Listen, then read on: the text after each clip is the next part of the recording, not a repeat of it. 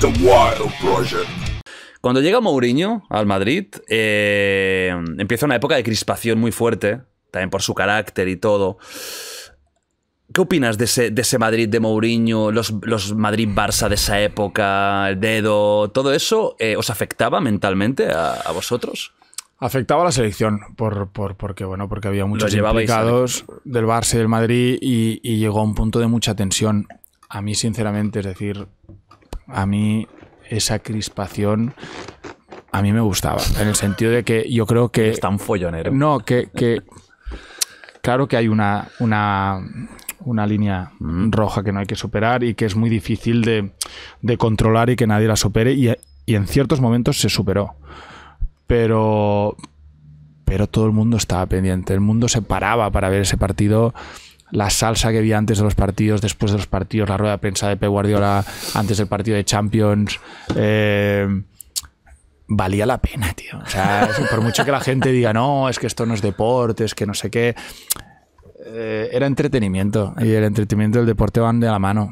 Entonces yo creo que a pesar de que te digo, alguna vez se cruzó la línea, como el dedo de Mourinho a Tito, yo creo, y Mourinho, que es un personaje que aquí en Barcelona pues siempre se ha despreciado y que a mí, sinceramente, cuando lo veía, hacía las ruedas de prensa y sacaba el listado de los árbitros y los partidos, el calendario y un día salía con una cosa y un día con la otra. A mí, ¿qué quieres que te diga? Yo lo ponía y me lo pasaba bien.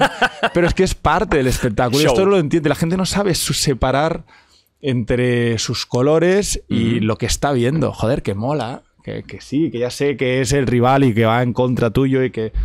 Pero que esto es lo que de verdad le pone pimienta al tema. O sea, es que si no hubiera esta importancia, si no hubiera esas ganas de ganar, si no hubiera esas ganas de putear al rival... Es que estaríamos hablando de otra cosa. Nos ponemos a jugar al ajedrez, entonces. Claro. Aún así, tú te lo tomas bien, porque ya te gusta el salseo y te gusta. Y luego hablaremos del salseo tuyo y cómo te gusta el follón. Me encanta.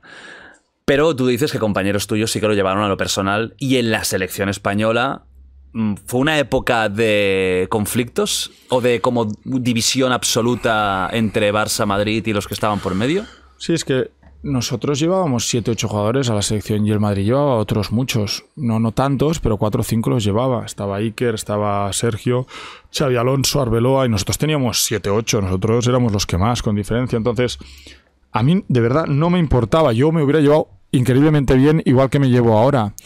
Pero sí que es verdad que hay gente, que yo también lo entiendo, hay personalidades distintas y hay gente que lo lleva de otra manera. Y no hubo...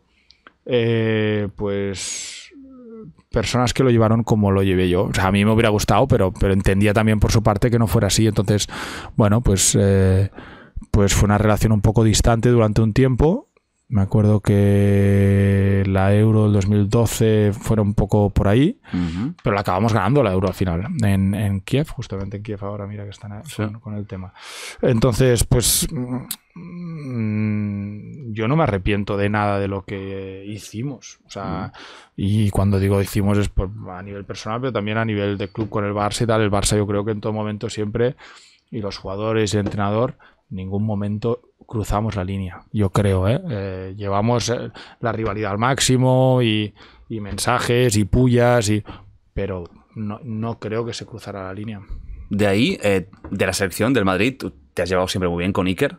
Sí.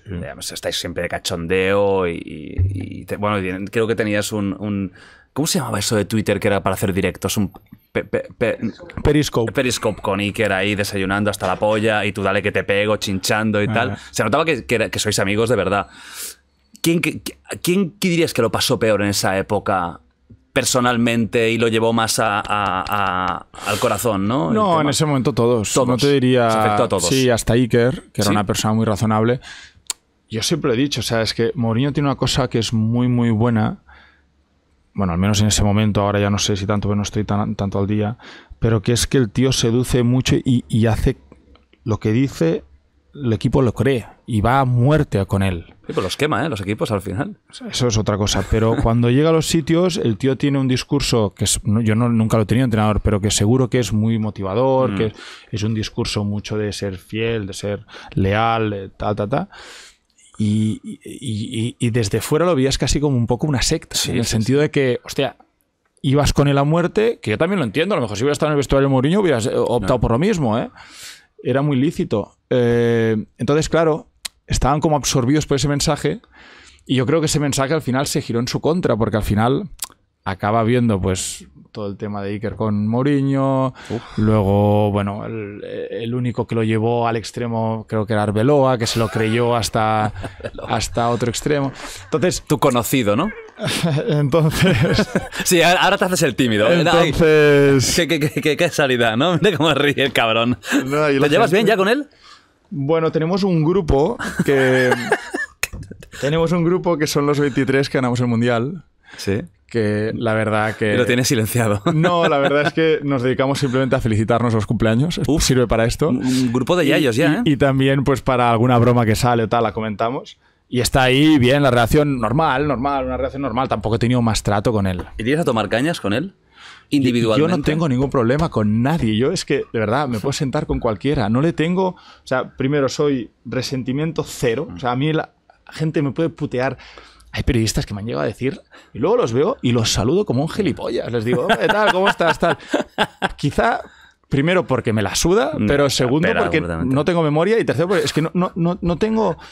No soy resentido para nada, de verdad. La dejo pasar y al día siguiente es que no me acuerdo de nada.